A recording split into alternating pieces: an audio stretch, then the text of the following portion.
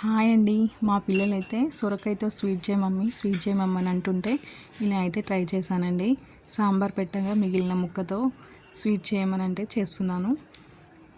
సొరకాయనైతే ఇలా తురుముకున్నానండి. తురుముకొని కరిగించిన నెయ్యిలో వేసి బాగా ఫ్రై చేసుకున్నాను. ఇలా కలుపుతూ బాగా ఫ్రై చేసుకోవాలి.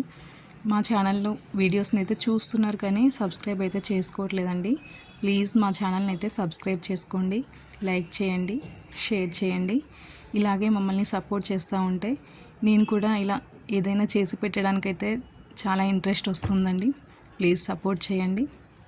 ఇలా బాగా ఫ్రై చేసుకున్న తర్వాత దీంట్లోకి మరిగించిన పాలను అయితే యాడ్ చేస్తున్నానండి. ఇది అనుకోకుండా చేస్తున్నా కాబట్టి పాలను కూడా ముందుగానే మరిగించి పెట్టుకున్నాను. అలాగే డ్రై ఫ్రూట్స్ను కూడా వేయించి అయితే పక్కన పెట్టుకున్నాను. ఇలా ఫ్రై అయిన తర్వాత దీంట్లోకి పాలను అయితే యాడ్ చేస్తున్నాను.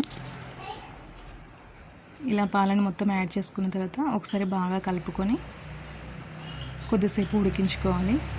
సగ్గుబియ్యంని కూడా నానబెట్టుకోలేదండి. అనుకోకుండా చేసేసరికి కొద్దిగా వాటర్ వేసి ఉడికించుకున్నాను. సగ్గుబియ్యంని కూడా అది కూడా ఇందులో కలిపేసానండి. తర్వాత టేస్ట్కు సరిపడేంత షుగర్ని అయితే ఇలా యాడ్ చేసి కలుపుకుంటున్నాను.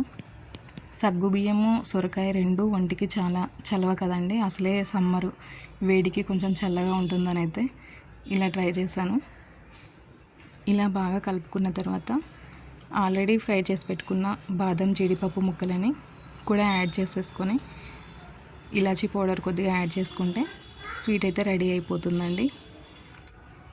ఈ వీడియో మీకు నచ్చినట్లయితే ప్లీజ్ లైక్ చేయండి, షేర్ చేయండి, మా ఛానల్ని అయితే సబ్స్క్రైబ్ చేసుకోండి. అంతే అండి, స్వీట్ అయితే రెడీ అయిపోయింది. మా పిల్లలు ఎప్పుడెప్పుడు స్వీట్ అయిపోద్దా, ఎప్పుడెప్పుడు తినేద్దామని అయితే చాలా వెయిట్ చేస్తున్నారు. మొత్తానికి స్వీట్ అయితే కంప్లీట్ అయిపోయిందండి. ఇప్పుడు స్టవ్ ఆఫ్ చేసేసుకొని సర్వ్ చేసేసుకొని తినేయడమే. Thank you.